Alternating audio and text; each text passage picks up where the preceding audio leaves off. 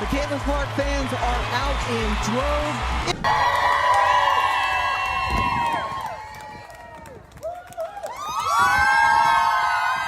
Caitlin Clark fans just did something in Dallas that's got everyone talking. Their latest move isn't just turning heads, it's turning the whole WNBA upside down. What could these fans possibly do to shake up an entire league? Stick around because we're diving into the waves hitting women's basketball. Before we move on, I'd like to ask you a small favor. If you appreciate this content, please take a second to like this video and subscribe to the channel. Over 98% of you watch the videos without subscribing.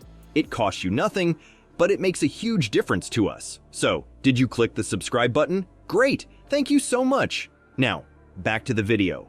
Those shockwaves? They're just the beginning. What these Caitlin Clark fans did next wasn't just cheering. It was a full-blown movement that left even the pros stunned. You think you know fan dedication? Think again.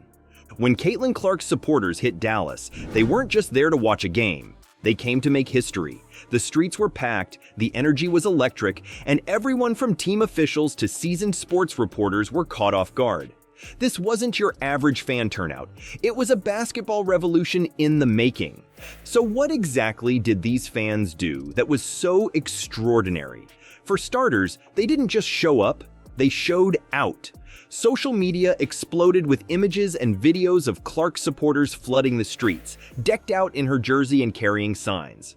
The buzz they created was impossible to ignore, both online and off. But here's where it gets really interesting. The Indiana Fever's social media team didn't just see this as typical fan enthusiasm. They recognized it for what it was. A movement. They acknowledged that these fans weren't just there to cheer. They were there to make a statement about women's basketball and its future. And it wasn't just the Fever who took notice. Even players from the opposing team couldn't help but be impressed. One Dallas Wings player, despite the initial disappointment of seeing so much support for the visiting team, had to admit that this turnout was something special. She recognized that this kind of fan engagement was exactly what women's basketball needs to grow and thrive. But let's talk about what this really means for the sport. These fans aren't just spectators anymore. They're active participants in changing the narrative around women's sports. They're showing up in force, making their voices heard, and demanding attention for the game they love. This isn't just about one player or one game. It's about a shift in how we view and support women's basketball. These fans are proving that there's a massive audience out there hungry for women's sports, and they're willing to show up and make noise to prove it. And here's the thing. This kind of fan engagement has the power to change everything. It affects ticket sales, media coverage, sponsorships, and even how young girls see their potential in sports.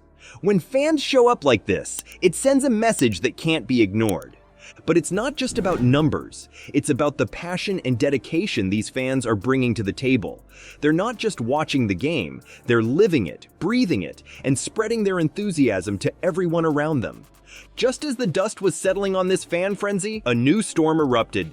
You might think you know who's leading the Rookie of the Year race, but Dave Portnoy's got some numbers that'll make you think twice. What's really going on behind the scenes of WNBA coverage?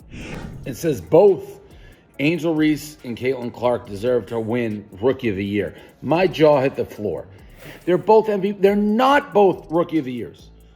They're not, and it's okay. Enter Dave Portnoy, the media mogul known for his unfiltered takes. He's just thrown a wrench into the WNBA narrative, and his words are spreading like wildfire. Portnoy's not pulling any punches when it comes to the media's coverage of Angel Reese and the Rookie of the Year race. So, what's got Portnoy fired up? It's all about the numbers, folks. He's pointing out a stark contrast between Reese and Caitlin Clark's recent performances. According to Portnoy, Reese's last 4 games tell a tough story. 11 points, 26% shooting, and a 0-4 team record.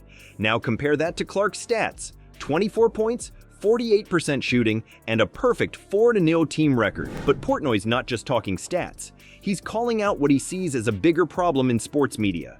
He's arguing that there's a woke agenda at play, shaping how stories about players like Clark and Reese are told. In his view, the media is keeping Reese in the Rookie of the Year conversation when her performance doesn't justify it. You might be wondering, why does this matter?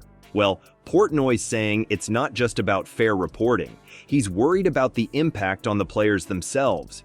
He's even expressed concern for Reese's mental health. There's a lot of people who continually are talking about Rookie of the Year. Is it Angel Reese or is it Caitlin Clark? Who's the better player? Because I'm starting to worry about Angel Reese and her mental health.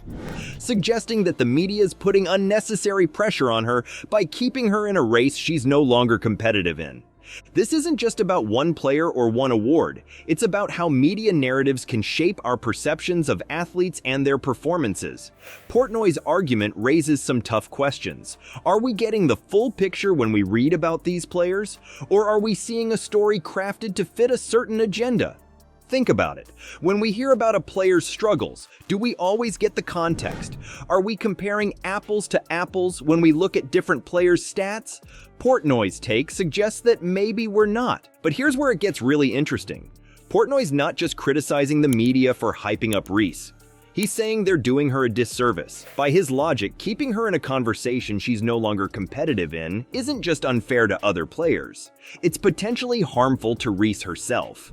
So why are we talking about Angel Reese, who is a rebounder? She has one thing well, and she does it great. How would you like to be Angel Reese? And every time they mention your name, they're mentioning, well, maybe Rookie of the Year, she is as good as Caitlin. This whole situation is forcing us to look at sports coverage in a new light. It's not just about who's scoring the most points or winning the most games. It's about how those achievements are presented to us and what narratives are being built around them. So what does this mean for fans? It means we might need to start looking beyond the headlines. When we hear about a player's amazing season or struggling performance, we might need to dig a little deeper. Are we getting the whole story or just the parts that fit a certain narrative? Portnoy's comments have sparked a firestorm of debate in the sports world.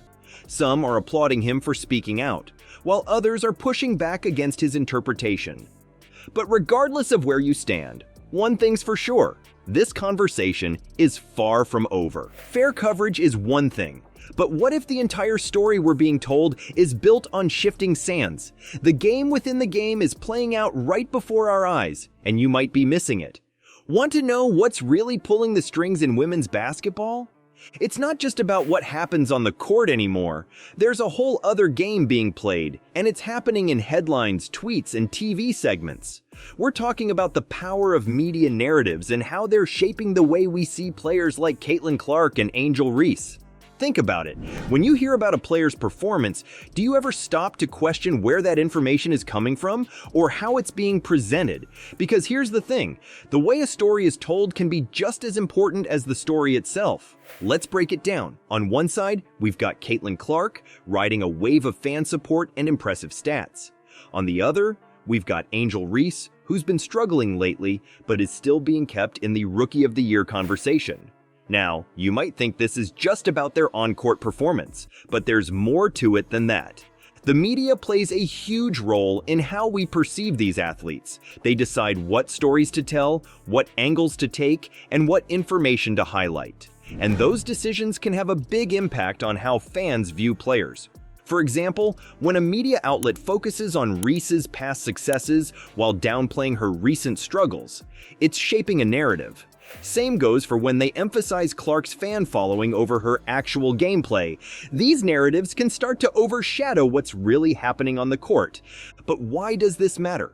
Well, for starters, it can affect the athletes themselves. Imagine being in Reese's shoes, constantly hearing about a race you're no longer competitive in. That's gotta take a toll, right? And for Clark, all this hype might create unrealistic expectations that are tough to live up to. It's not just about the players, though. These narratives can influence fan engagement too. If fans are fed a certain story about a player, it can change how they view the game, who they root for, and even whether they tune in at all. So what's the real game here? Is it about performance, or is it about who can spin the best story? Because right now, it's looking like the media might be calling more shots than the coaches. Now don't get me wrong, media coverage is crucial for the growth of women's basketball. It brings attention to the sport, highlights amazing athletes, and can inspire the next generation of players. But when narratives start to overshadow actual performance, we've got a problem. This whole situation is forcing us to look at sports coverage in a new light. It's not just about who's scoring the most points or winning the most games. It's about how those achievements are presented to us and what stories are being built around them. So what can we do about it? For starters, we can start thinking more critically about the sports stories we consume. When we hear about a player's amazing season or struggling performance, we might need to dig a little deeper. Are we getting the whole story or just the parts that fit a certain narrative? We can also pay more attention to the actual games. Watch the players in action, look at the stats yourself, and form your own opinions. Don't just rely on what someone else is telling you about a player or a game. And here's a wild thought. Maybe we need to start holding sports media to a higher standard. We should expect accurate, fair coverage that focuses on what's happening on the court, not just what makes for a good headline.